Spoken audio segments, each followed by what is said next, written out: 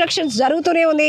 Scene reconstruction 1 part, ఒకటి LV నగర్లో జరిగితే 2 దారపాలెంలో జరిగినటువంటి ఈ ఘోరమైన స్థలం వద్ద జరిగింది. ఇప్పుడు చుట్టుపక్కల భారీ వాహనాలు అయితే బయట నిలిచిపోయాయి. ప్రతి ఒక్కరు వీళ్ళంతా కూడా ఉదయం నుంచి విశాఖలో ఏదో పెద్ద క్రైమ్ జరిగిందంట. ఉదయం నుంచి కూడా ఒక మహిళను, ఒక అమ్మాయిని అత్యంత దారుణంగా నేవీ ఎంప్లాయీ చంపేశాడంట అనే వార్తలు వచ్చిన తర్వాత దారపాలెం, రోజు మనమిటే వెళ్తూ ఉంటాం కదా, ఆ దారపాలెం ఏంటో ఒకసారి చూద్దామంటూ చాలామంది వచ్చి వెళ్ళి చూస్తున్న వాళ్ళే. ఇక్కడ ఒక పెద్ద ఆయన ఉన్నారు, ఆయనతో మాట్లాడదాం. మీరెందుకు అండి ఇటు వచ్చారు? చూడడానికి వచ్చాను. ఓకే, ఏం తెలిసింది మీకు? ఇంత ఘోరంగా అవుతుందంటే మరి ఇంకేం అర్థం అవుతుంది. చాలా ఘోరమైన చూడలేము ఇటువంటి జనం ముందు. సో జనరల్ కామన్ పబ్లిక్ కూడా చెప్తున్నారు ఈ ఘోరాలు మేము చూడలేము మేడం అసలు, కానీ అందరూ వస్తున్నారు ఏం జరిగిందో అని తెలుసుకోవాలనేసే వచ్చాము అంటూ వాళ్ళు చెప్తున్నారు. నిజంగా ఇది ఘోరాతి ఘోరమైన ఘటనే. ప్రాంతాలు ఎక్కడ జరుగుతున్నా అసలు ఈ క్రైమ్ల వెనుకాతల మనుషుల యొక్క ఆలోచన ధోరణి ఎలా ఉంటుంది, క్షణికావేశాలు, కోపాన్ని పెంచుకోవటం, కసిని పెంచుకోవటం, మనుషుల్ని అడ్డు తొలగించుకోవటానికి వేస్తున్న పథకాలు, ఇవంతా వీళ్ళు ఎక్కడ ఇన్ఫ్లుయెన్స్ అవుతున్నారు.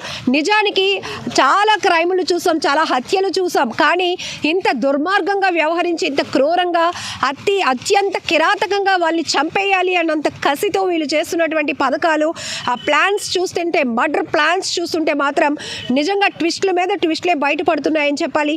ఏది ఏమైనా ఈ తరహా క్రైములు మాత్రం మళ్ళీ రిపీట్ కాకుండా ఉండాలి అంటే పూర్తి స్థాయిలో క్షుణ్ణంగా వీటి దర్యాప్తు కొనసాగించడమే కాదు, అసలు ఎక్కడ ఎవరు ఎలాంటి మిస్టేక్స్ చేస్తున్నారు, ఎలాంటి తప్పుడు నిర్ణయాలు తీసుకుంటున్నారు, తెలియలేని వ్యక్తుల పట్ల ఎంత నమ్మకాన్ని పెంచుకుంటున్నారు, వాళ్ళ మీద హోప్స్ పెంచుకోవడమే కాదు, వాళ్ళ కోసం ముక్కు ముఖం తెలియలేని వాళ్ళ కోసం సొంత వాళ్ళను కూడా కొంతమంది దూరం పెట్టేస్తున్న పరిస్థితులకు వెళ్ళిపోతున్నాయి. సో ఈ తరహాలో కూడా కొంత అవేర్నెస్ పబ్లిక్కి ఇవ్వాలి అంటే ఇలాంటి క్రైమ్లు జరిగినప్పుడు కూడా పిన్ టు పిన్ డీటెయిల్గా పబ్లిక్కి ఇస్తూ ఎక్కడ వీళ్ళు అట్రాక్ట్ అవుతున్నారు, దేనికి వీళ్ళు ఇంట్రెస్ట్ పడుతున్నారు, ఎందుకు యువత పెడదోవ పడుతుంది, డేటింగ్ యాప్స్ ఉపయోగిస్తున్న వాళ్ళ సంఖ్యలో ఎక్కువగా యువతే ఎందుకుంటున్నారు, అందులోనూ బాగా చదువుకున్న వాళ్ళు, ఉద్యోగాలు చేస్తున్న వాళ్ళు, సంపాదిస్తున్న వాళ్ళు కూడా డేటింగ్ యాప్లో వెళ్తున్నారు అంటే ఇంకాస్త ఎలాంటి పరిచయాలకి, ఇంకాస్త ఎలాంటి వాళ్ళలో ఉన్నటువంటి ఆ ఇంట్రెస్టింగ్ థింగ్స్ ఎలా ఉంటున్నాయి అనే విషయాలు కూడా తెలియజెప్పి ఒక అవేర్నెస్ కూడా ఇవ్వాల్సినటువంటి అవసరం కూడా ఎంతైనా ఉంది.